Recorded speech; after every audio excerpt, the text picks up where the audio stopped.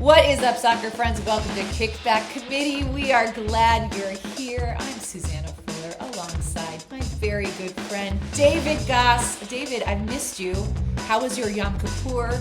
Did you atone? Did you break the fast in a big way? I want to hear the details. There's not much interest. I sat in a temple and prayed for like 12 hours straight, pretty much, over the course of the day. And the big thing is you take a nap in between morning and afternoon, and you're fasting, so you're not really going to do anything. And my sister has trademarked it the best nap of the year. So that's better than a golf nap? Yes, I think. I don't know what that really means. Highly recommended. What is do you have to golf to do it? No, it's when you're watching golf. So when you just fall asleep. And the kind of like smooth, dulcet sounds of the announcers talking like this. That is a good background. Just kind of like lulls you into sleep anyway. And I have taken some spectacular naps like while watching the Masters. Did you trademark that, or does everyone know about golf? No, naps? it's a thing. Okay. It's like just not. Yeah, I'm not in the golf circle, so it's definitely a thing. But that sounds delightful. Yeah, I love a good nap. Got my big nap, a couple bagels to break, and then I went to Denver to see my extended family, and I was like, like everyone was visiting together for my father-in-law's birthday. Happy birthday. And I was like, I could bring bagels, but I have a large family. So it ended up being like 28 bagels. And I didn't want to have to check my bag because I had to get from the plane to the bus quickly. And so I ended up with a suitcase, and I was like, it's just bagels. And I ordered them, and the guy was like, here's your bagels. And it was like, oh, okay. These are like full on like Macy's shopping bags full of bagels. And so my entire carry-on suitcase was fully bagels. So the 3 pairs of clothes I did bring smell like an everything bagel. Wow. And then I just carried bagels around for like 12 hours. I mean, you know what they say, David. Not all heroes wear capes. Yeah, thank you. And you are the hero. It's like the only thing I ever offer people.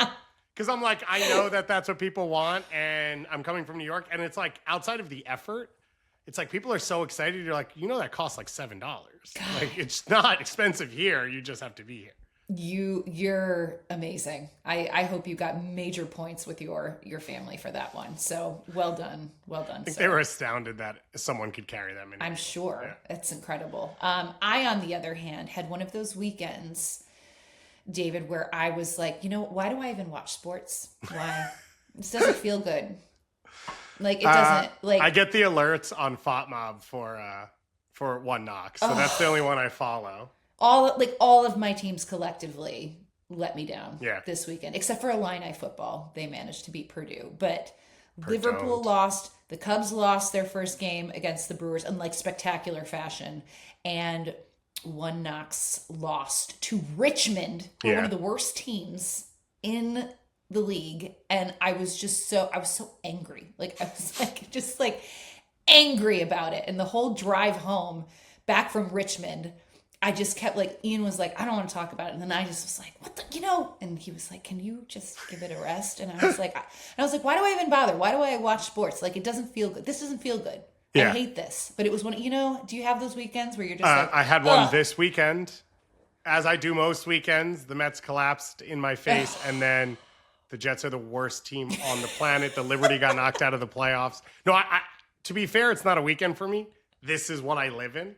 Like this is my reality all the time. Sadness. I flew during the NFL schedule yesterday, so I put the Jets game on to start, and I'm like, why am I watching this? So then I put on the Washington Spirit game, which our producer Douglas was at, which he almost had a similar experience on because they almost gave up the 1-0 lead, and then they scored late. But yeah, I agree with you. I like the whole like, oh no, the tough part makes it better and blah, blah, blah. But you reach a point where you're like, I don't know that I could take much more of this. No, it was pretty miserable. My only solace was that the Bears had a bye, so like I didn't have to. They couldn't hurt you,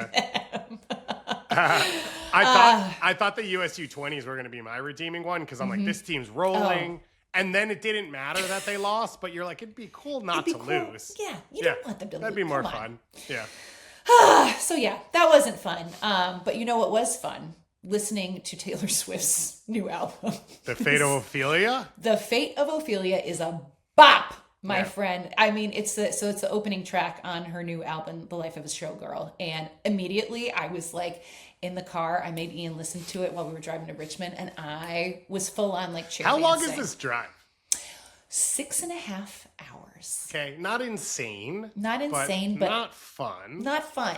Like, not fun. Especially not to go home with 3 points. So, yeah, like, it was just whatever. But Taylor Swift kind of salvaged the weekend for me. But I decided that we were allowed to talk about Taylor Swift on this podcast because, and I'm sure you're aware, there is a Real Madrid reference in her song Wish List on this album.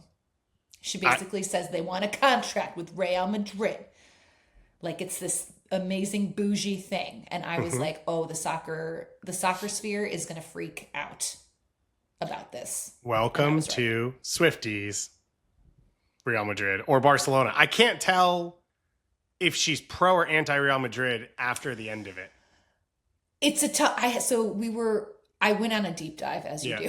Yeah. And it's not like there's any information out there that people have come up with. No one's talking about it.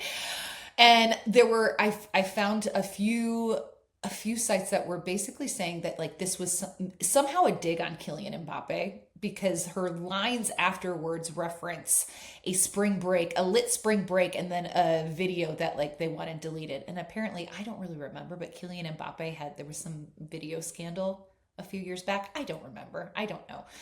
But I was like, "Oh, is this a dig?" But then the way it's referenced in the song, it's talking about it in the like, you know, it's a grand thing. Yeah. Like it's the elite. Yeah. So I heard it as well, and I was in a place with my related Swifties, and it came up, and I vividly remember. And now I didn't look any of this up, but when they redid the Bernabeu, they said we want to be able to host things like big events, which we've not hosted. And now they're getting an NFL game.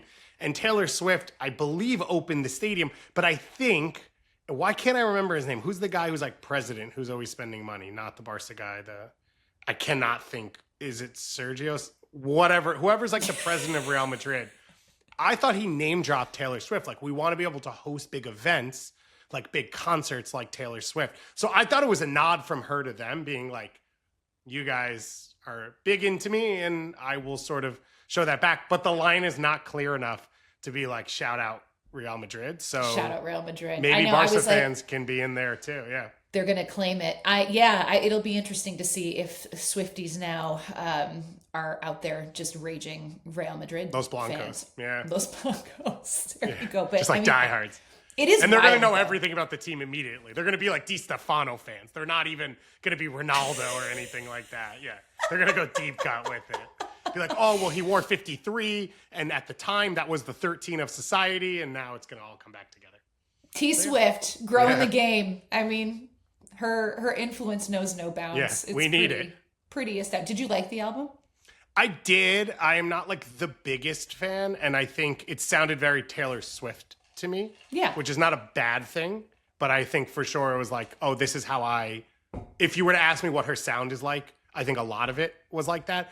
I have only listened to it once. I was told that there's a feeling that maybe some of the songs are actually her imitating like a Dua Lipa or whatever, because it's about the life of the show girls and not just her. But I didn't get that on the first listen. No, I didn't. I liked it. It's a departure from what she's done recently, but it is kind of harking back to like some of her earlier stuff. And I don't know, I've read a lot of negative reviews on it, and I'm like, you know what? It's fun. There's like really catchy songs on it, so I'm here for it. I think if you take the week or two after those things come out and you compare them to every single time they come out, it's the exact same arc of like explosion. Now you get all of the reasons why it's bad, and then it goes straight into canon, and it's just pop songs it's just these songs everyone's listening to for the next 6 months. 100%. She's killing it. We love Taylor. Thank you for salvaging my weekend. Appreciate you, girl. But we have a fun show in store today. We're chatting some World Cup qualifiers, guys, because guess what? It's happening again. Yeah. Another international break. We're going to hit on some CANKS Abroad. Our 50 states of soccer focus this week is the great state of Maine, which I actually love. And we are going to do our little Great British Bake Off recap. Because things happened. Things happened. They sure Controversial things, I think, happened. Controversial things, I think, happened. But we'll talk about it. We will talk about it. Okay, so let's chat on some World Cup qualifying, shall we? Because yet again, we find ourselves in the midst of an international break. I feel like we just had one. Yes. Like, am I imagining it? No, I think it's once a month from all fall. Okay. So it's September, October, November, and then the World Cup draw is the first week of December. So like we're in it. And a lot of these federations, because I did a bunch of research about it, because I was working on some stuff this weekend, a lot of these federations like didn't really have a plan because they didn't know how many teams and blah, blah, blah. And so it's all happening right now. Like this is the week where half the field is going to get locked in and a lot of the playoff spots are going to get locked in. So it's kind of been, we've had like a lot of friendlies, even though we should have been in World Cup qualifying, I think, which messed stuff up. Yeah, and I feel like with the expanded field, it's just like I'm having a very difficult time sort of keeping track of where we're at with everything. And when I looked to see which teams have actually like already qualified, I was like, shouldn't there be more at this point? But then you just explained why. I was like, what is happening? Clearly, I have not been following. But that's what we're here for, because I'm assuming that, if you are a casual soccer fan, you might be like me and be like, what's going on? So David and I are going to hopefully shed a little bit of light, maybe some insight as to where we're at in terms of World Cup qualifying around the globe. So in that vein, let us start off with good old CONCACAF. And so, of course, we know that the US, Canada, and Mexico as hosts already qualified. But where are we at with the rest of it, David? So there will be 3 teams left that will make it out of CONCACAF automatically. FIFA is saying 6 teams from CONCACAF qualify. They included the US, Mexico, and Canada in those 3 teams. So CONCACAF lost 3 spots because of that. But I think you could find it and say it's quote unquote fair because all 3 of those teams qualified last time. So it's like there are still more spots available to other countries than there were in the previous cycle. And then there will be 1 team that will make it to the 2 teams that will make it to the intercontinental playoff spots, which we don't have. I don't think we have full confirmation on this. It is definitely happening in March. So that when the draw happens, we won't know who those teams are. Okay. And I think the feeling is that it will happen in World Cup host stadiums. Where those are, I don't know that has officially been said. I think the rumors out there are that it's going to happen in Mexico, in Monterrey and Guadalajara. So it'll be like there will be teams doing play-ins, and then there will be like a quote-unquote final for the final teams to make the World Cup. So that's bigger picture for every federation involved except UEFA, because they're not a part of it, because, of course, nothing makes sense and nothing really matters. So we are at this stage where we're into anyone who used to follow it. There was something called the Hex, where CONCACAF would all finish in like a large group stage. Loved the Hex. The Hex was great, and everyone was scared the Hex would go away. It hadn't gone away until now, which is now that it is going away because the expansion of qualifying. So what they did was they did a couple rounds to sort of weed through. CONCACAF's made up of like 56 nations, and like the odds that Bonaire and Cayman Islands are going to make it are pretty low. So they kind of have to play through to get there. And now we are into 3 groups. The winner of each group qualifies for the World Cup, and the best second place teams will face off for a spot at the intercontinental playoffs. So we are into this group stage now. And the current leaders are Jamaica, Honduras, and Suriname. Really? Yes. And that is the big story in CONCACAF. Wow. If you are interested by this, you should follow John Arnold, who's one of the best talking about soccer in this region. He has been on this story for 7 years now. And Suriname has been this growing power. They are physically located on South America, but multiple countries in the north of South America playing CONCACAF. They're one of them. It's a former Dutch colony, and they self-imposed a restriction so that no one with a Dutch passport or born in the Netherlands could play for them. That was their own decision. It wasn't a FIFA decision. It wasn't a Netherlands decision. They have taken that away.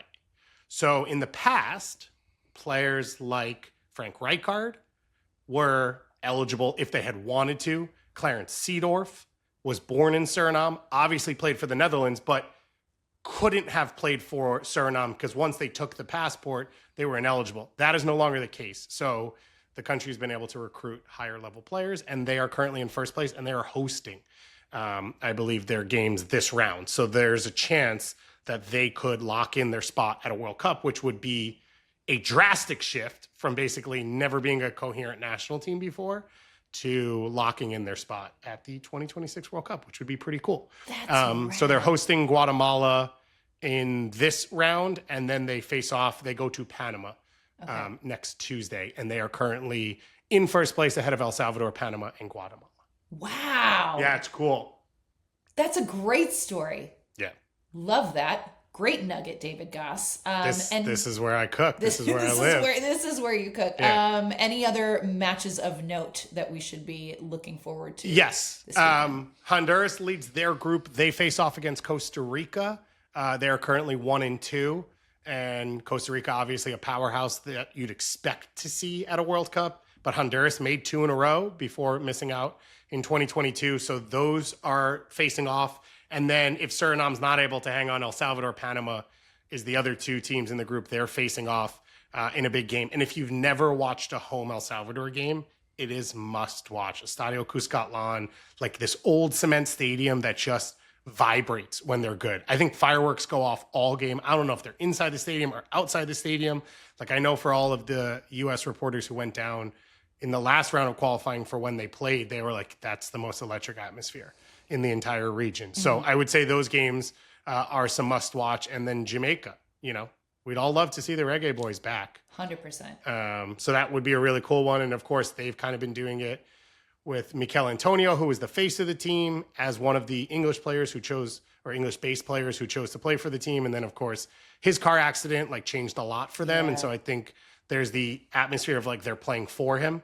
And also for a chance to if they make the World Cup, it's going to be a big story because I think they're a team everyone wants to root for. And we've talked a little bit about second teams and whatever. And it feels like if Jamaica is at the World Cup, that's going to be one of the hit teams. 100%. It'll be like a darling, there's always a World Cup darling. Yeah. And I feel like Jamaica would foot that bill. It's like Cool Runnings, but not on the mountain. Great movie. Great movie. Great movie. Oh, man. Okay, great stuff. Let's move it along to Africa. And South Africa, there's an interesting situation there because they were docked points, David Goss? Yes, they were docked points because they played a player who was ineligible for a game because they didn't know they were suspended because it's we're talking months between games. And it was yellow card accumulation. It's one of those stories which, when you first hear it, you're like, yeah, duh. Then you start to get into the how poorly run the federation is and how little information. This happens a lot. I think it came back around that I think it was Equatorial Guinea played a player who was ineligible for 2.5 years. Because the player didn't have the proper passport and really wasn't supposed to play for the team. And no one says that. So you're that's a ridiculous thing to do. But it's on the flip side, you're well, after once or twice, you think someone would be hey, by the way, that's not cool. This is not eligible. And in this one, South Africa appealed. And their opponent in the game sent in an appeal as well and said, we don't think they should be docked points for this. We don't think that it's the reason we lost, and we don't think it's wrong. I don't remember if it's Mauritius or Niger, the team they played, but it's a team from the group saying, don't dock them points. Don't dock them points. And then they docked the points. So, yeah. Wow. It feels so entirely preventable, doesn't it? It does have that feeling. It's somebody's job to make sure that all this paperwork is in order. I'm always astounded when I hear these stories. Yeah. And I think, how? And it's almost if you think about it, let's just say the whole thing ends with this huge tournament. And the tournament has multi-billion-dollar sponsors and sells tickets for billions of dollars and TV rights. You take some of that money and then you hire people who maybe can help coordinate and work on some of this. And maybe then this would be avoided. This is just me sort of pulling stuff out of the air, like I couldn't be. The saving grace on this whole thing is South Africa are still, after the docked points, tied for first. And the two teams around them, which one of them is the must-watch game we have for the week, is Benin and Nigeria. So South Africa's tied on 14 points with Benin. Nigeria is 3 points behind on 11 points. So the assumption is one of them has to drop points. If South Africa wins their games, they probably auto-qualify. At worst, they go to a playoff spot. So it has not ruined their chances, which has been earned because they have become one of the better national teams in Africa again, including at the U20 level, where they beat the U.S. They sure did. So in Africa, 9 teams will qualify. So correct? And then there's one spot that's up for the Intercontinental playoff. We've got Morocco and Tunisia are the 2 teams that have already qualified. Any other teams? I've read this. I thought this was pretty cool. So apparently Cape Verde, which that's how you pronounce it, by the way. I was pronouncing it wrong. Verde. I was like full on Spanish. Thank you. It's not. It's Cape Verde. They're only 1 win away from clinching their first ever appearance at the World Cup. Yeah, which is it would be cool. Awesome. That would be rad. Really cool. And they would have a huge fan base in the U.S. The only reason I learned how to pronounce this is I lived in Boston, and Boston's like the largest community outside of, I think, Portugal in the country. So again, I don't know that there's a team that won't have fans in the U.S. because that's just the nature of it. But that's one where you're like, this could be really cool. So yeah, they're in line. And then the other 2 that are, so Egypt has locked a spot in as the top 2, but we don't know if it's auto qualifying as the group winner or going into the playoffs. Yes. The playoffs will happen in November. So those teams will still have more to play for. And then Ivory Coast and Gabon are both locked into top 2 of their group. The question being, which spot do you land in? It feels most likely that Ivory Coast will get first, and Gabon will go into a playoff trying to make their first World Cup in history, led by Dennis Bouanga, who plays here in the U.S. as well, and would be a nice homecoming for him. Yeah, would be a cool moment for him, and I think for the whole country, if he's able to do that. So Morocco, Tunisia, Morocco, I think maybe the darlings of 2022 World Cup. Definitely. So exciting to have them back. And I thought Tunisia was like so fun, but I'm like deep into the whole, I had to do a preview about them, and I was like, this team's the best. And everyone else working with me was like, why are you still talking about this team? And then I thought they were the best. I thought they were that really drum, fun. David Goss. I loved it. So I'm excited for both of those. And I think I would say this round, this window, Africa qualifying is probably the must watch. And it sets your schedule pretty well, especially if you're in North America, because it's going to be 9 a.m. through 2 p.m. So then Europe comes after that, and then obviously CONCACAF to close the night. So you don't have to sleep this week. That's great. Yeah. Who needs it? Sports. Amazing. We need sports back after we started the show by saying how much they break your heart. I know. We need to turn it around. Okay. How about UEFA? Where are we at with UEFA? Because we've got 16 teams qualify from UEFA. The 12 group winners automatically qualify. And then there will be the 4 teams that will play in that intercontinental playoff. So where are we at here? Are there any teams in UEFA that we would be surprised that are maybe in a little bit of trouble? It's hard to tell because it's chaos in UEFA. So UEFA has all of the groups that they've created. So they have 12 groups. Half of them have 4 teams and half of them have 5 teams. The ones that have 5 teams started playing a while ago. Yeah. And the ones that have 4 teams just started playing in the last window. So it's hard to tell. And then, so UEFA has no teams that will go to the intercontinental playoffs. UEFA has 16 spots at the World Cup. So the top 12 in each group will qualify for the World Cup. And then the next 4 spots will come from an internal playoff system. So if you remember, famously, Italy has lost in this playoff game the last 2 cycles, I think. And so that's where they fell, and that's what we will come to when we get there. So what's hard is some of the teams that qualify for those playoffs are because of Nations League play. Oh, geez. So no matter what happens, Germany will not be eliminated at this round of the World Cup because they won their Nations League. So at worst, they will get into the next round as a team that is the best Nations League finisher. They're not playing well inside of World Cup qualifying, but it doesn't matter. So that part is what makes it pretty hard. I will say for this round, I would watch out for Croatia. They're currently tied with Czech Republic on 12 points for the automatic spot in their group, and they play against each other. Ooh, so I think fun. We kind of like targeted that as the best game to watch. England are flying and probably through. Belgium and Wales have both struggled, 2 teams that were at the last World Cup. They're behind North Macedonia, who got into the Euros. And those 2 teams face off as well because these groups with 5 are a bit easier to sort of know where they stand. So that's a big game.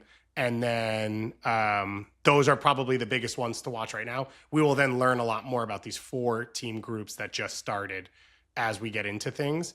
And you still, reminder, have like Portugal's and Spain's, no matter what, will not be knocked out in this round because at worst, they will qualify into those playoffs.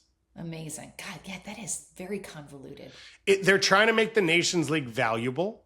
Which I get, but also this is just, it's quite difficult to wrap your head around. It's this interesting concept. I think it was James Montague who's written a lot of really good books about like the game outside of the huge countries. He wrote a book called 31-0, which was the story of, I'm going to forget the country now, maybe Samoa, who lost 31-0 in World Cup qualifying, right, which led to the movie. Yes. And in that book, it was about all of the small countries. Like qualifying used to start over 4 years before a World Cup. And so you would have like Antigua and Afghanistan playing before the World Cup even kicked off for 4 years later. But the phrase that it's supposed to be is that it is not the World Cup. It's the World Cup final. And like in theory, qualifying and the whole thing is the full tournament. And what you're qualifying into at the end is the World Cup finals, which is the tournament that happens in the host country. And then there's a final to that, which is the winner. So it's like all supposed to be part of it. And this kind of feels less like that is what I would say. But I do think this round, and we saw it a bit for the teams that have already qualified, because we're going to talk about Asia coming up. And Asia is one of the ones where you're like, oh, and CONMEBOL, where you know what's going on. And I think you saw the celebrations, like it felt that way. And I think this round's going to feel huge because so many teams across now all the continents are kind of going to know or be locked in. And you're going to start to see the parties. And that's the part I think we all really connect with. Yeah, that's exactly, you nailed it. Because I just feel like there has been very little excitement over it. But it's because it's for a reason. It's because we don't know. We just don't know yet. But we will soon. You mentioned it. Asia, where it's pretty straightforward, thankfully, for us to wrap our heads around where we're at with them. So there are 6 teams basically vying for the last 2 remaining spots. Australia, Iran, Japan, Jordan, South Korea, Uzbekistan have all already qualified. Yay. Congratulations. Congratulations. What else do we find intriguing about what's happening in Asia right now? So you have these now 3 team groups, and everyone will play each other, and then the winners will qualify for the World Cup, and then the second place teams will play each other, and then they will go to the Intercontinental Playoffs, which in theory is like super cool and fun. Mm-hmm. It's a little less cool because Qatar and Saudi Arabia are 2 of the teams, and they're hosting every game in their group. So it's like, I understand you're trying to, this is again, like it felt like things were done on the fly, and therefore it's like for expedience and maybe not for what would be fair or most exciting or whatever it is. And so Oman, United Arab Emirates, Indonesia, like they won't get to host any of these games, and Iraq the other one. I don't know. Feels like Saudi Arabia and Qatar are probably going to get through because they're hosting all of these games. So that part I think a little less exciting. I think people would tell you, like especially Qatar, like it's a central place. There's a lot of people there, similar to what I said with the U.S. Like you'll probably find Iraq fans and Indonesia fans in these places already. Mm-hmm. And then people potentially will travel for the games. But it takes away a little bit of the flavor to it. I think what makes it exciting is if anyone can knock off those 2 teams, it's like 100%. The craziest upset. Yeah. So the United Arab Emirates, they could break a 36-year qualifying drought. It's a pretty long one. Pretty long one. So they last qualified in 1990. So that would be one to watch. Like that would be a fun storyline to watch if they were to do it. But they have games against Qatar and Oman coming up in this window. So they're going to have to do some work. But Iraq, Saudi Arabia is a fascinating game for a lot of reasons. I love reading about Middle Eastern history. I've traveled around the Middle East a bit. There's like a ton of rivalry there that goes back 40, 50, 60 years. And Iraq, I think, was one of those nations that really thought they had a shot. Mm-hmm. The feeling was the last round, they were playing at Jordan on the final day. And the feeling was that was going to be a winner take all for an auto spot. And then Jordan went to Oman and won the game before, which was unexpected. And that auto qualified them and made the last game kind of mute. And so I think Iraq's one of those that really feels like I think they're one of those nations where you say, oh, we expanded this to 48 teams. Like we should be there. And they obviously have great success winning the Asian Cup back in 2007. And so I think that's one as well where you're like, this could be really cool if they're able to push themselves. Obviously, another one with a huge population in the U.S. I guess you could say this about every team, as I keep saying. Or Indonesia.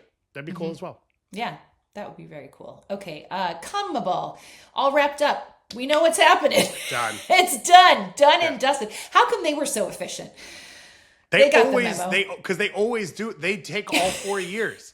They play and they play and they play. And they're like, you know what? Why don't we just play everyone twice? And you're like, it's genius. Now, obviously, they don't have a lot of countries, so that helps it. And then they have some things like, oh, we play at like illegally high altitudes. But it's amazing that we are saying CONMEBOL is the most straightforward part of all. Isn't it? Yeah. I know. It is. That is. No one's more shocked than CONMEBOL. Only thing of note there is that is it Bolivia that will be in the playoff? Yeah. And that is what's the elevation in Bolivia? I think they say that the stadium they ended up playing at is over 4,800 wild feet. Yeah. But now it will be neutral site. It will be neutral. So it doesn't matter. That's not going to be advantageous for them. We went to a food market the weekend after Bolivia clinched that spot, and we went and got Bolivian food, which I've never had before in my life. And I saw it and I was ecstatic because they make this thing. I don't remember the name. I think it's salteñas. And it's like it's their style of empanada. Oh, but it's like a soup empanada. So there's like a soup dumpling, but it's an okay. Wow. Well, so I would say it's like a Jamaican patty outside with a soup empanada inside. Oh, and it's so good. And everyone was wearing their Bolivia jerseys. And it was like 6 days later. And I was like, oh, congrats. And then they did the big like, oh, well, we don't know. And it's like, well, don't talk about jinxing it because you're all just wearing the jerseys. Like, we're already talking about it. So, yeah, it was fun. Incredible.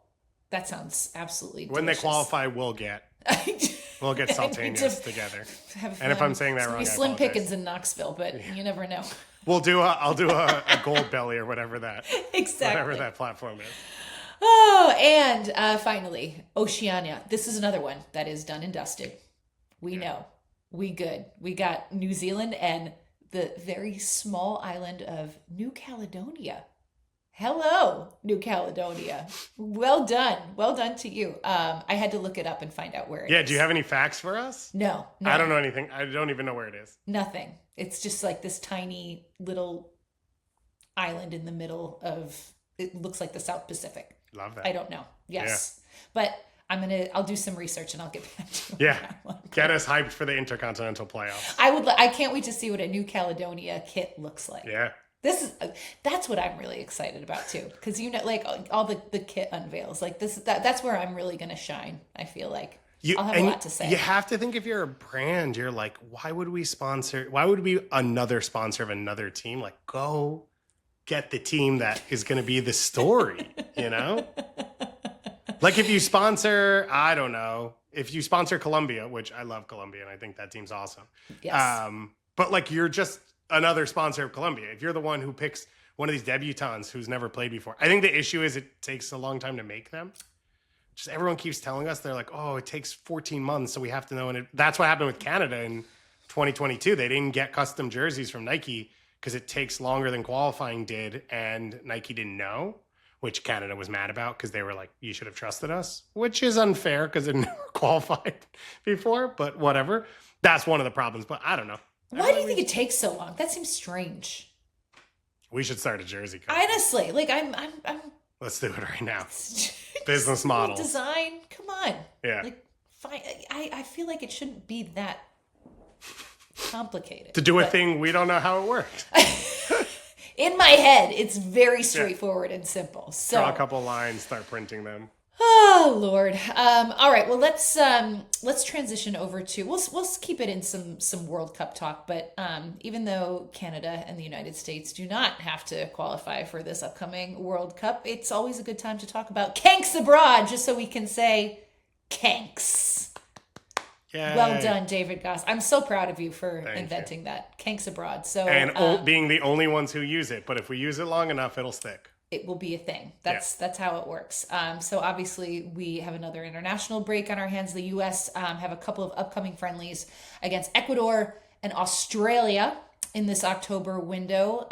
Last week, Pochettino announced the roster for this camp. So let's do we're going to do a little check-in on some of the guys that were included on this roster. And we're not going to talk about Christian Pulisic, who missed that PK that would have won the game against Juve at the weekend. We're just not going to talk about it. It feels like we're not talking about it. Feels like we're not talking about it.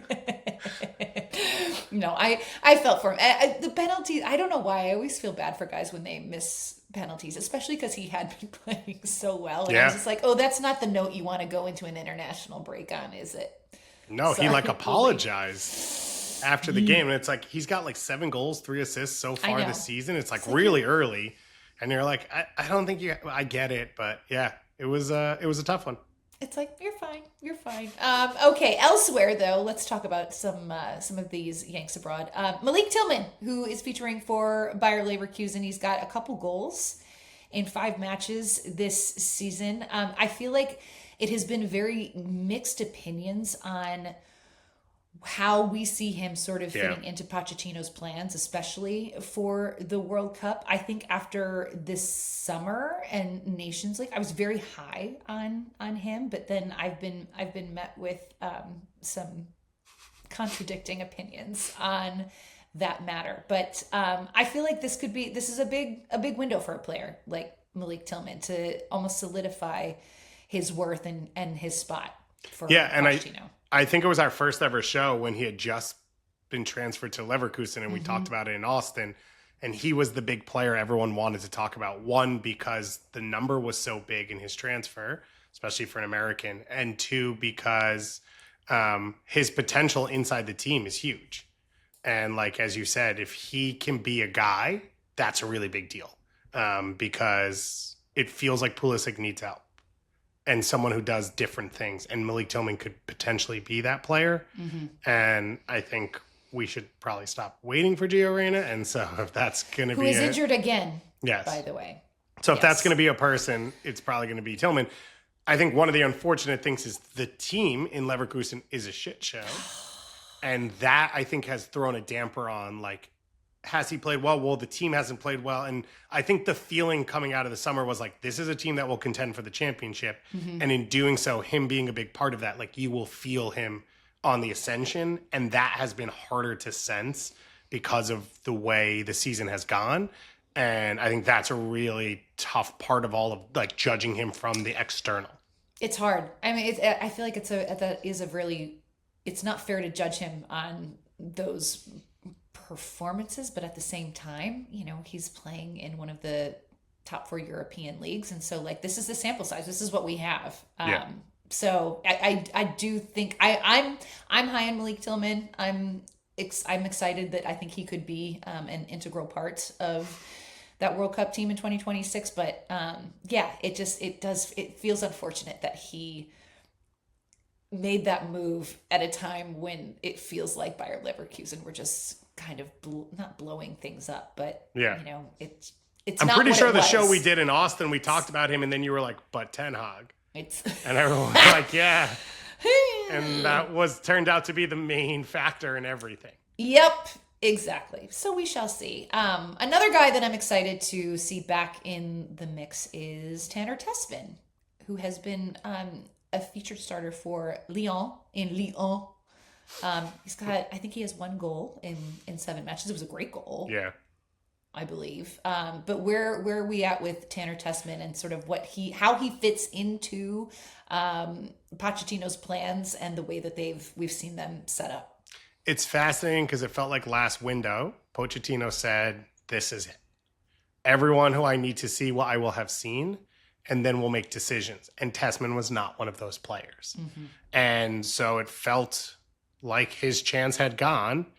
He has started 7 times for Lyon, including that goal in Europa League. Like, he's getting a lot of minutes for a good team in a competitive situation at a position of not a ton of, I don't want to say not depth, because I think a large part of this conversation for this window is center mid, but not clear. We don't know who sits where. And so this feels like a lifeline all of a sudden for a bunch of these guys, him, James Sands, Aiden Morris, where it felt like they had no chance, and now they're back in, and now this is their one opportunity. And I think of all of them, most people would say Tessman has played the best with his club team. And we don't know if someone like this needs to play alongside Tyler Adams or if it'll be Weston McKennie there and you're looking to be the backup to Tyler Adams. Either way, Tyler is not a player that we've had a ton of luck with in terms of his availability, although congrats to him and his wife because they're having a baby. That's why he is not a part of this camp, which is a great opportunity for these players to fill their spot. And I know Tanner Tessman has a lot of fans. I've watched him play since he was in the youth ranks. He's obviously a unique athlete. Like, he's gigantic for a soccer player. Yeah. Huge. But really skilled. Was supposed to play football, the other football, at Clemson. Yes. Because Dabo Sweeney is his godfather. Yeah. Which I don't know college football enough to know if we like that or don't like that. Douglas would know better than me. Are we Dabo fans? Dabo's coming under some heat. Clemson are not great this season. He's one of the ones who like hates that the players get paid, right? Where he's like, oh, it used to be better, like Nick Saban style. Yeah, but they're millionaires, right? Mm-hmm. The coaches. Yeah. Okay. Cool. I was just making sure I had that guy. Yep, you pegged got it right. correctly. Also hates the transfer portal, so it likes to mistreat players and not let them be allowed to leave. Yeah. Cool. Okay. Just checking. None of that's on Tanner Tessman though. Not his fault. Not on Tanner Tessman at all. But he could be the next Brandon Aubrey if he chooses to. Look at that. Yeah, great connection. Shocking to me that it took that long for that to happen. And like everyone isn't also kicking. I don't understand if you're a men's college soccer player or women's, because we've obviously seen Sarah Fuller do it. But if you have that option, I don't know why you wouldn't do both. Yeah. Make that coin. Yeah, and being a kicker seems miserable, but if you're the best at it, you get a couple $1 million. Yeah, I mean, it is. You're always put in like a high pressure situation. You do nothing. You don't play a sport, and then they're like, by the way, the whole thing hinges on like this one little moment. Yeah. And it's snowing and whatever when you do it. Yeah. Yeah, it's a little bit thankless, but if you're good at it and you can do it, they'll pay you that much money. They'll pay you well. Okay, let's look at the back line because we have Mark McKenzie getting a call up, and I'm low-key excited about this because he's one that I feel like has just been overlooked. I don't really know why. Even going back to the Berhalter days, it was his call-ups were very inconsistent. But he's doing really, really well in France for Toulouse. In fact, they just played Tanner Tessman and Lyon at the weekend, and they beat Lyon. Toulouse beat Lyon 2-1. But Mark McKenzie, I think it feels like with Poch that it's Chris Richards and Tim Ream. Does it not? Like, does it kind of feel like those are the except there might be a third starting center back. Okay. And if that's the case, I don't think there's a clear other name. And I would, I can't say this for 100% because there's a lot of options and teams change week to week. Mm-hmm. I would say Mark McKenzie plays in a back three the most of any of the center backs in the pool. Mm-hmm. And so this feels like a big moment for him, which Tristan Blackman also plays in a back three, got the chance in the last window. He's now out hurt. And so Mark McKenzie getting called in after starting 7 games in Ligue 1 so far, which is part of him as he was in Belgium. What's the level in Belgium? How does it compete? He had a couple chances, including that Nations League final where he gave up a goal very early. And so it hasn't been straightforward for him with the national team, but this feels like a really big chance. Because no question, if it's 2, Richards and Ream are the 2. Yep. And that's a different convo of profile of player you're looking for than if it's 3, because there's a different skill set that you're looking at. And if this is what Mark McKenzie's great at, he's got a chance at getting in for being the best at this one attribute. And we're in the end game now where Pochettino's like, how do I win a half at the World Cup? We're not like, what's big picture, how I want to play and all that stuff. It's like, how do I steal a point in a group stage game?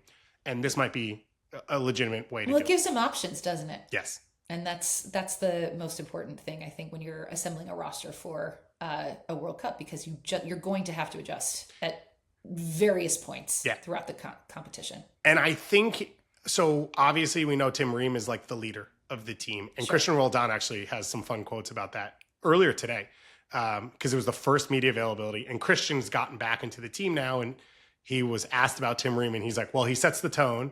And also from the outside, watching him push his longevity and be in the team made me believe that if I did what I did at my level as best I could be back in, which is cool to hear.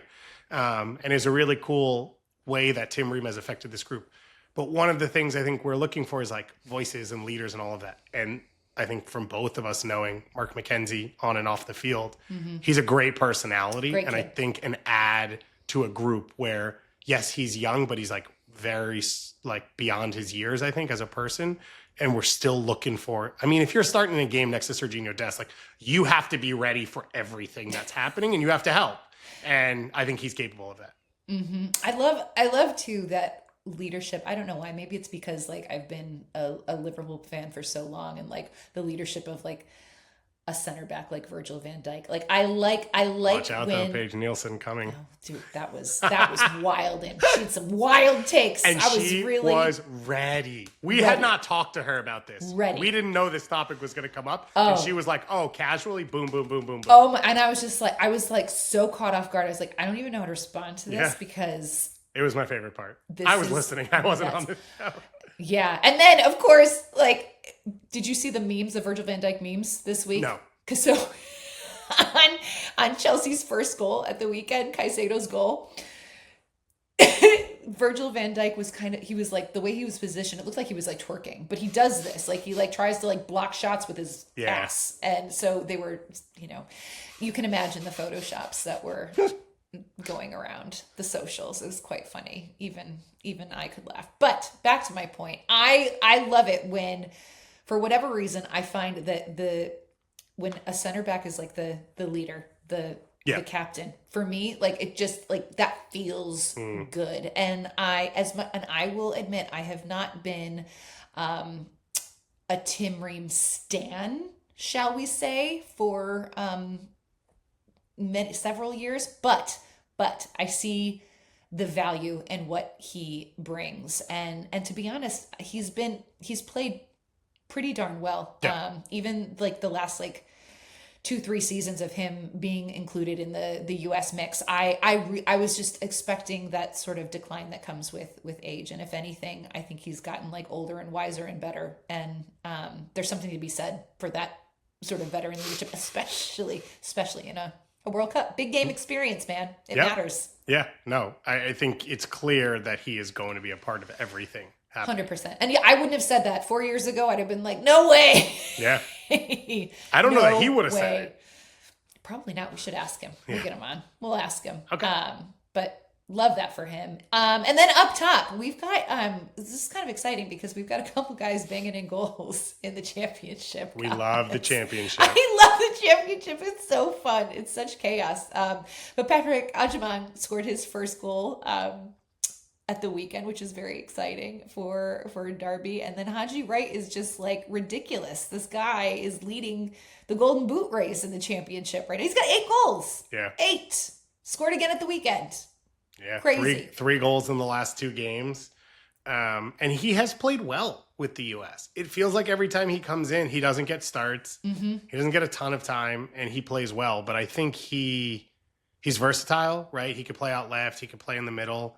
And like I said with the end game thing, like we're in the point where if you're in form, you have to be a factor, because nothing's going to be cohesive enough. Like Pochettino doesn't have enough time to build this like we're not going to be Spain in 2010. It's just not going to happen.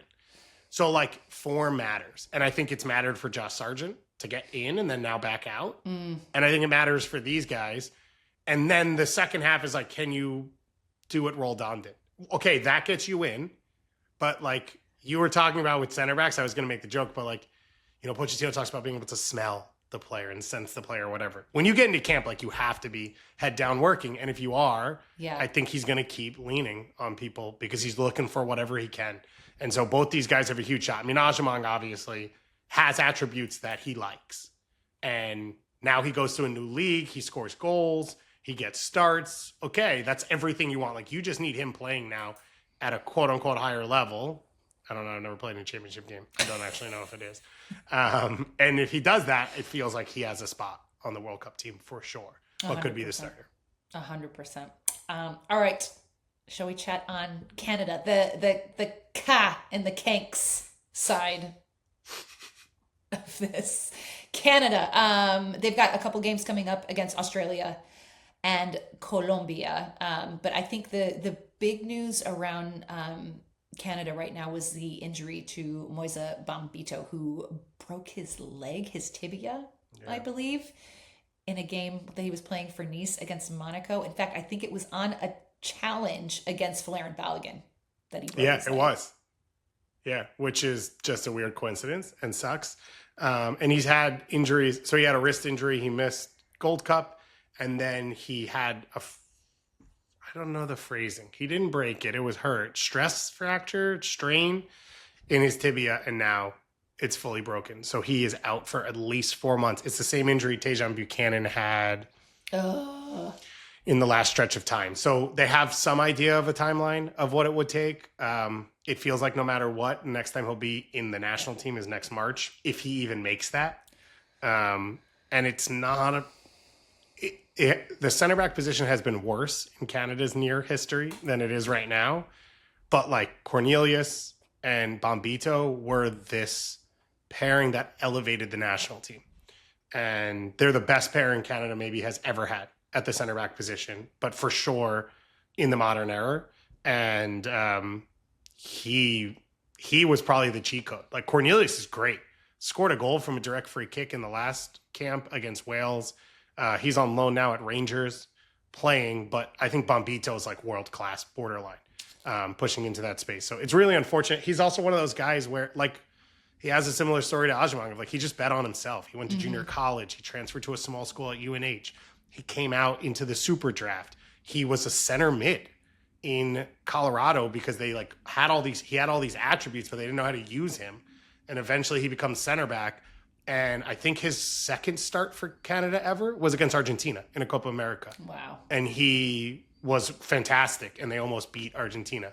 So, like, he's had just this really incredible rise at a position of need, at a time of need, where it's like, you know, his life's going to change if he plays in a World Cup, and it's just, like, perfect timing. And it happens sometimes. Like, I think the 94 U.S. players will tell you of, like, that. It was my time at the right time, and that's what happened. So, it's really unfortunate to see this, but your fingers crossed that it's a little early that he can get himself back 100% at full speed. Because otherwise they've got Joel Waterman, who we like but don't love at the national team level, and Luc de Forgeloos, who is 19 years old.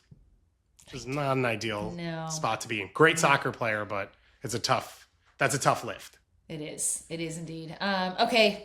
What about our guy, Jonathan David?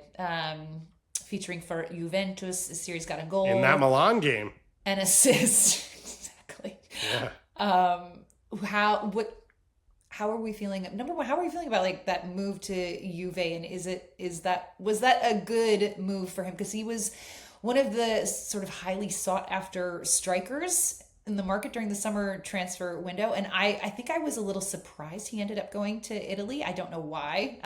Because historically Italy has always just been a little bit more of a defensive team side, you know, playing league. And I thought maybe his talents would be better utilized in Spain, perhaps. But Juve is a huge club. So how do we feel? How do we feel about Jonathan David and his form heading into this window? I think you have to feel pretty good. I think he's earned a starting spot on one of the biggest teams in the world. It felt like the transfer situation with him was he was like this surprise because he was going to be a free agent. So he was going to be available in a way a lot of players are not of his level. And then almost to the point where then everyone forgot he'd be available. And no one ever was like, oh, yeah, no, we're going to sign him. It was like everyone kept talking about him. Right. And I think if he had waited, he probably would have ended up at Newcastle, right? He would have been a clear Isak replacement of like, who's available? How can we use this money? And is that better or worse? I don't know. I mean, Juventus is a massive club. But the fear with Juventus is like they buy depth. They buy a lot of players. And we've seen with Weston McKennie for years. He's a starter, then he's out of the team, then he's a starter. And so I think my fear was just like, not that he was good enough, would he get the shot? And he has, and I think he's kept it.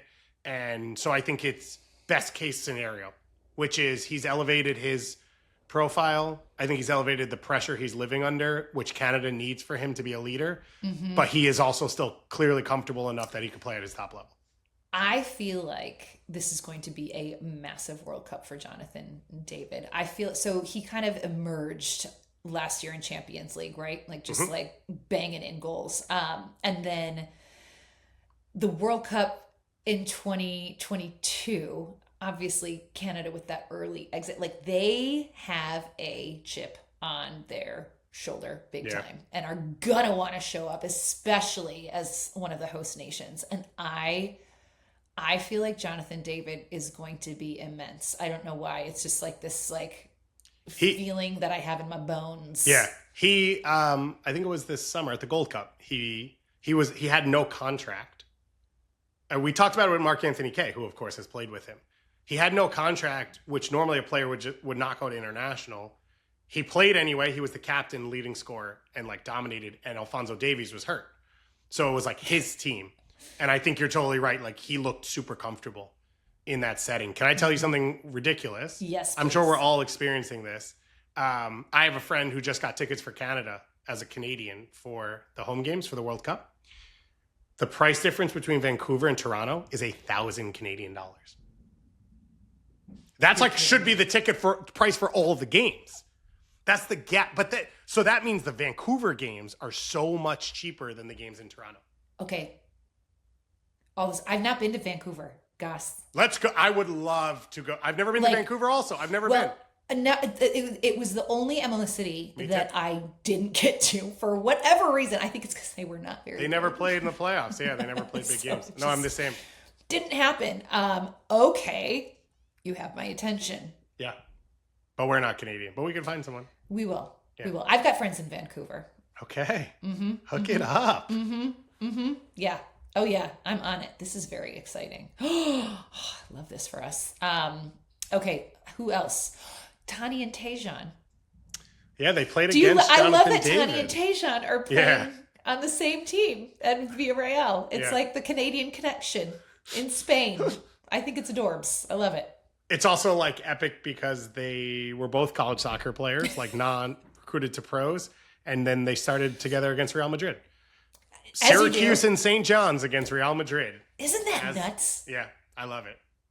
Like what a wild, crazy journey this sport can take you on. Like, I'm sure in their wildest dreams, like they were like, yeah, I love playing against Real Madrid. But then for it to actually come to fruition is like bananas, which is very cool. But for those guys, I mean, where do you see? I think you're absolutely right in saying that like this is poised to be like Jonathan David's Canada team. It was Alphonso Davies. It's just his fitness and his health has always been in question. And when he's fit and healthy, he is obviously their best player and a complete superstar.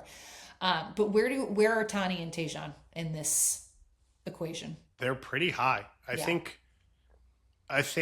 from like an explosive point of view, Tajon's just this like other factor, which is if you game plan against Canada, you don't get to him because you don't have enough time because you have to stop Jonathan David and Alphonso Davies. And I would say Steven Eustáquio. Those are the three like pillars that the team's built on.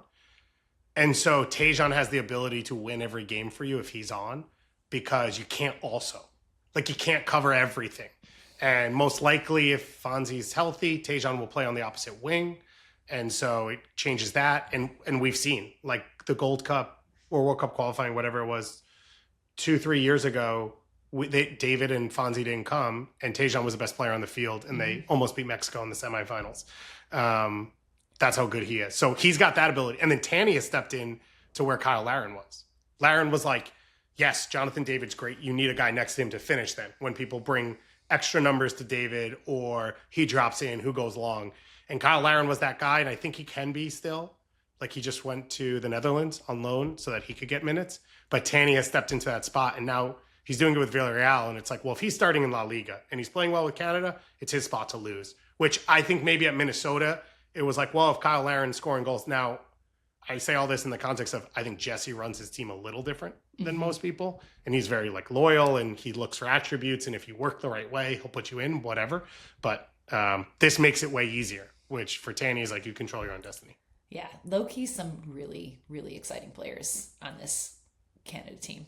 And it's going to be super fun to watch. Again, they've got matches coming up against Ecuador and Australia over the next couple of weeks. All right, guys, time for our 50 States of Soccer adventure to continue. And today we are traveling to Maine. Have you been to Maine? I have been, not very often, but I have been to Portland 2 times. It is in my top 3 states. Ooh, full state, not just one specific part of it. No, the whole state. Wow. I celebrate. So Yeah. I've been to Portland, went to the One Knox match there, which was awesome. I've been to Kennebunkport. Legendary. Which is phenomenal. Home and of the Bushes, I think. Oh my gosh, the Bushes, their compound is ridiculous. I bet. Ridiculous. And then Ian and I spent a few days, we went up to Acadia National I'm Park jealous of. I've heard it's Bar amazing. Harbor, oh my God. Yeah. Like, just absolutely staggeringly beautiful and like amazing food. It's just such a good vibe. I'm a big Maine gal. Big Maine gal. Yeah, I went right, like, it was the first trip we went on after our COVID vaccines because we hadn't traveled, and we were like, we're just going somewhere. And it was like the day after you were allowed to, after the shots, blah, blah, blah. Which probably wasn't the best time to go to Portland, Maine. Yeah, there wasn't like a lot happening, But you were so excited. We were so excited. And I will still say that Tandem Bakery in Portland, Maine makes the best breakfast sandwich I have ever had. Oh, I bet. So for that alone, worth going. But I've never been to Acadia or Bar Harbor, and that's like a dream of mine. Gorgeous. Highly recommend. You and Meg would love it. And spend like 4 days there. Like, it's because you're hiking, but then there's also like towns and stuff. Yes. And I've got because all it's the like reps. rocks on the water. It is. You feel like, I don't know if you've ever been to like coastal England or coastal Ireland. Like, it kind of looks like that. Like, it's just beautiful. And even when it's like cloudy, we were there literally right about a year ago. It was early October last year. And the fall foliage was like starting to come in, and Dreams. We had some rainy days, but even on like through the mist, like you just see the waves crashing against the rocks, and it's just all absolutely stunning. And the best freaking lobster rolls in the history of the world. I mean, Maine is a Maine lobster roll, and it's coming straight out of the water and literally onto your plate. like fresh out of the sea onto your plate, like dip it in butter. Holy moly. Like, it's just, it's heaven. We did from Portland, we did a ferry to like a little island, and we rented a bike and we biked around. But I found, I think at some point, maybe in the height of COVID, when I was doing like fake trips inside of my head, I found on Airbnb that there are, you can rent a cabin on an island, and the whole island is the cabin. Whoa. So there's like I don't know that there's running electricity, and you like kayak to the little house. And like, I'm a very social person. I like being around people, or I like being around no one. The in-between, I'm like not a suburbs guy. The in-between doesn't do it for me. And I was like, that would be so cool. So one day I want to do that as well. That sounds pretty epic.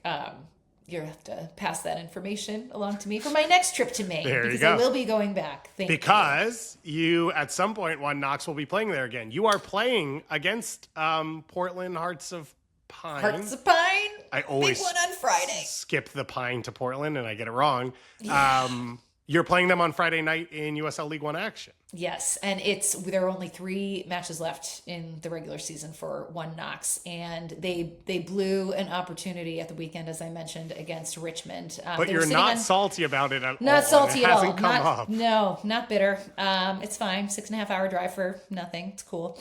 But they are now 1 point behind Chattanooga in the standings, and and Chattanooga's got some tough games. It's going to be very interesting, basically. Yeah. But Portland had climbed up the table and have been playing really, really well. So it's going to be tough. But one Knox has been good at home. But I will say, I've said it on the show before, the soccer experience that I had in Portland watching that match, and it was actually their very first home match for Portland Heart of Pines. It was spectacular. It was just such a authentic, incredible experience. They did everything right.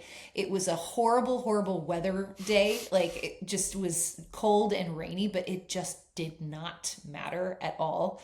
And their team is pretty good, but I'll tell you, like, they've done such a great job of sort of galvanizing all the supporters there. And it's a very unique experience, but very, like, truthful to who I feel like Portlandites are as a community.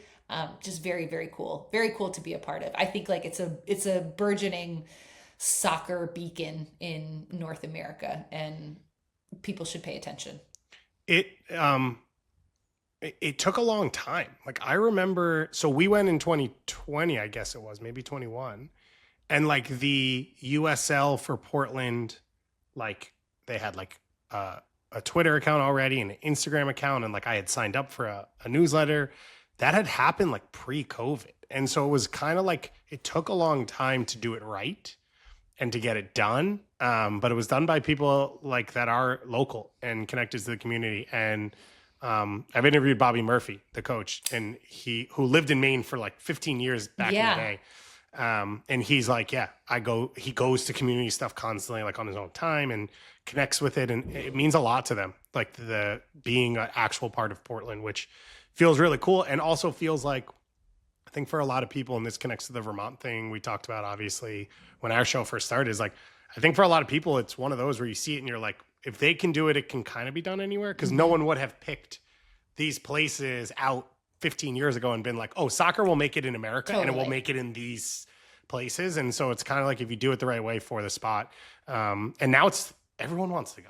Everyone wants to go to Portland, Maine for a soccer game. It's like the place. Like, Vermont and Maine right now, I feel like, are like the sexy picks. Like, ooh, like, have you checked out a soccer game in Maine? Like, you're absolutely right. And for good reason, like I mentioned. Yeah. So our 50 States of Soccer tour is in Maine this week. So we're crowdsourcing all you guys on the socials.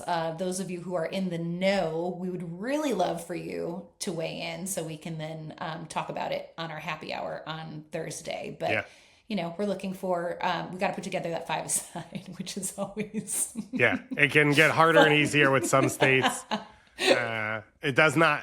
We would be excited to learn about Maine players we were unaware of. Yes. The 2 we know of is Roger Levesque, who's a Seattle Sounders legend. Yep. And Wyatt Umsberg, who is a great center back, and I believe is on New England right now. So he's sort of back home, as much as you can be in the MLS ranks. And then I think we have Abby Kramer from University of Vermont, who was like a 4-time all-conference, all-state. And that's most of what we have. And Max Meyer was drafted in MLS last year for NYCFC and is also from from Maine. And that's going to happen. And I apologize in advance. Do you think Vermont is Maine's rival state?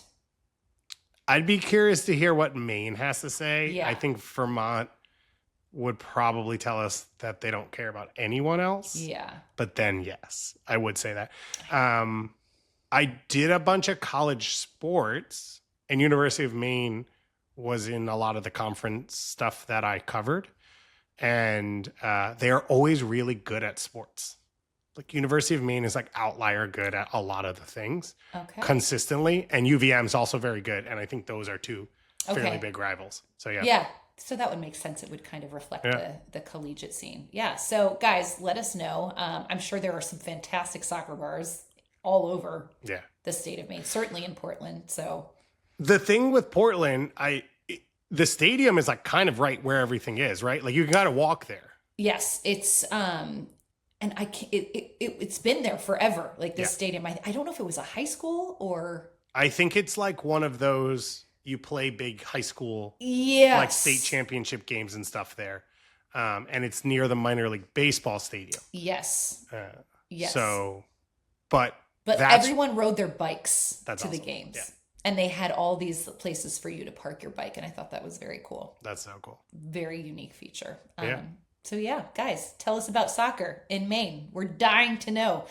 Okay, Goss, before we go, it's about that time. Are you excited? Do it. Yep, yes. We're talking about the Great British Bake Off, people. Goss and I are obviously big fans of this show, and it was Chocolate Week this week on the Great British Bake Off, which can be really, really tricky and problematic for some people. They had to make a little mousse cup, a chocolate mousse cup for the signature bake. The technical challenge was a white chocolate tart, if you will. And then the showstopper was a fondue creation where they basically had to like create make a fondue cake with a bowl. Yeah. Oh, and it had to have like 2 different baked elements in it. I mean, I feel like it has been like they've like upped the difficulty of these challenges this season. It feels like this season is kind of like we kind of fell into a lull, and now we're gonna like really push people. 100%. So we had Aaron being named the Star Baker. And this is where I think the controversy begins. Okay. Please tell me your thoughts, because so there were 2 handshakes given out in the episode, which is 2 of, I believe, 3 so far this season. Mm-hmm. So it hasn't been common. Mm-hmm. And one was to Tom again, and one was to Jasmine, who has been, the 2 have basically been Star Baker every week. And I think what they did was they felt like Aaron was second in all of them, and his consistency meant Star Baker. And it felt like it wasn't for true Star Baker of the episode. It was like almost like they were like, we owe him something here. 100% agree. That is exactly how I felt. I was like, you can't, that is not the standard that they have used to select the Star Baker previously. Like, it's just like who was the best baker that day. They weren't playing, like taking into account. I don't know. It very much felt like they just did not want to give it to Tom or Jasmine. Yeah. And I was like, well, what are we doing here? They're the best bakers. They're the best bakers. Yeah. And what's interesting is throughout the episode, Aaron and everyone was like, oh, you're so close, which is funny because he really struggled for the first like 3 or 4 weeks. He just got into form like last episode, and he had not really landed anything he did. And then very quickly it became the like, oh, he's the almost, like he's so close. And I'm like, well, I think the gap is like he's capable of crazy stuff. But like Tom and Jasmine are just, they're too good. They're ridiculous. I will say though that the technical challenge, so Jasmine made the white chocolate torte that was actually, it was a chocolate torte. Yeah. Like she put that whole layer of chocolate on top. And I was like, so technically you made a chocolate torte. It's so wild when you watch things like this and you hear them say it out loud at one point where you're like, what's going on in your head? And then at the end, they're like, I don't know what I was thinking. And you're like, we didn't know either. I was puzzled. I was very puzzled. But poor, my Scouser went home. Yeah, I know. Thick accent. Oh. Nads. I'm hoping to have a good one. I don't know why. It's all a mess. She had struggled for a couple weeks. I felt for her. Like nothing. I feel like nothing went right for her. Well, we're hitting that territory where it's like there was like clear people who couldn't be there early. Yep. And then you get into a bit of okay, now everyone's kind of same. And now you see, and there's normally like 3 to 5 that are in their own class. Mm-hmm. And this middle time, it really falls apart on people because they're like trying to stay with them. Yep. And you're like, like I think they see. Like I can't. I would get intimidated. Of who's the woman who's that more elderly English woman? Leslie. She, I think, has been watching everyone else, been like, I got to up my game. And she did won, this She week. won the technical. No, I know. She's techie Les is what they call her. Techie Les. So I watched this episode with my family on our trip. Mm-hmm. My in-laws, my sister and brother-in-law watch it with their 2 kids who are, I'm going to get the ages wrong. They're either 7 and 9 or 9 and 11. I don't remember now, which is not great, but go Arsenal Tigers, who are my number 1 U7 team. Oh, they're U7. So there you go. There you go. So we watched it with them, and you're like, perfect show for that, right? And they watch every episode. They've seen every season. There's a lot more innuendo in that show than I realized. There's like a lot of it. And it's innuendo from racial stuff. It's innuendo from sexual stuff, whatever it is. And it was a wild experience to watch. Everyone would laugh. The 7-year-old would go, why is it funny? And then the 9-year-old would immediately start explaining it. And you're like, this is crazy. God, it's funny. Like I've not even thought about it from like to me, a kid's lens. Show in the world. Yes, exactly. Yeah. I'm like, oh, it's so wholesome. But and when it's not clean, you're like, it's so far alluding to that like nothing's said. It's wow. And now that you're saying it, I'm like, yes, 100%. And then I'm thinking specifically of Ian's fondue creation that looked, which was phallic. And then totally you get the question of what is phallic? And you're watching Great British Bake Off on a Saturday evening in a family trip. And you're like, I don't really want to have to explain this. Okay. Yeah. Wow. Well, that was a realization that I was not very privy to, but there you go. Watch the show with kids and find out, I guess. Also, I would like to apologize because I feel like I jinxed Jessica because I had said 2 weeks ago that I thought she was a sleeper, and then she was eliminated in the next episode. My sleeper is Ian, you think so? Irish kid. Yeah. He's got range. He's got big range. He's very creative. Yes. Like he's very like creative with his flavors. But also and chaotic. Designs, but totally chaotic. Yeah. So I don't know. We'll see. Guys, if you're not watching it, you should. Do we have odds favorite? Do you have a pick as of now? I mean, it's obviously between Tom and Jasmine. But which one are you going with? I feel like Jasmine she's been nailing it, like presentation wise, flavor wise. Her bakes are like, they rarely have negative feedback. Her negative feedback this week was that you made it a chocolate tort and it wasn't white chocolate. But it wasn't bad. Yeah. But it was delicious. Yeah. So like that was her feedback. And I think she's cleaner. Mm-hmm. I think Tom's more creative. Yes. The issue for Tom is that gives him a higher chance he messes up. And so it's one of those where it's like, if he nails it, he will win. But there's more variability to whether or not in a final. I think too, though, they could probably come at Jasmine a little bit for maybe playing it too safe. Yes. Which if that happens, does it push her out of her comfort zone? Yeah. No, I know. You never know at the beginning. You're thinking, and you always, I feel like you subconsciously start connecting people to past contestants. Totally. And then you're like, I don't know. And then as it settles in, you're like, this is a good season. Mm-hmm. It's fun. It's always fun. Yeah. It gives me all the good feels when I watch it. And then I want to eat a shit ton of desserts. So. We did a birthday. So we had cupcakes and cakes in the house that we ate before we watched, actually, which was actually good. Because then you're like, sweet. I'm not a sweet person. Yeah. So once I'm there, I'm like, I can't do anymore. In fairness, I ate another slice of pizza while watching it. Because I needed a little more salty to finish off the night. A little savory to balance it out. Exactly. Yeah. Gus, fun show today. Guys, thank you so much, as always, for watching, listening. We love you guys. Make sure you check out the latest episodes of Soccer Wise. You can subscribe to our newsletters, especially our World Cup specific one. We talked a lot about qualifiers today. So if you want to stay in the know, subscribe to our World Cup newsletter because we got a lot of good information on there that comes out on Wednesdays. And of course, you can join us for I think we're doing a little happy hour / Soccer Wise. Yes. We're going to do a special episode on Thursday because the US U20s are playing in the U20 World Cup against Italy at 3:30, which will run into 5:30, which is when we normally do our show. So we're going to do a little crossover collab live special show. And then next week we're going to be on Wednesday because the US and Canada play on Tuesday night. So we will follow up everything that happened. We'll recap for you. We'll give some reactions, and then we will be looking forward to NWSL playoffs, MLS playoffs, USL on both sides playoffs. Congrats to Hartford for winning the Jägermeister Cup. And, yes, sir. It's the best time of the year. It's fall, it is. Which is the best season already, and it's time for everyone to win championships. Agreed. And congrats to the Philadelphia Union. Congrats to the Philadelphia Union. My goodness. You done did the thing. Bradley Carnell. We love you guys. We appreciate you. Have a fantastic week, everybody. We will see you next time.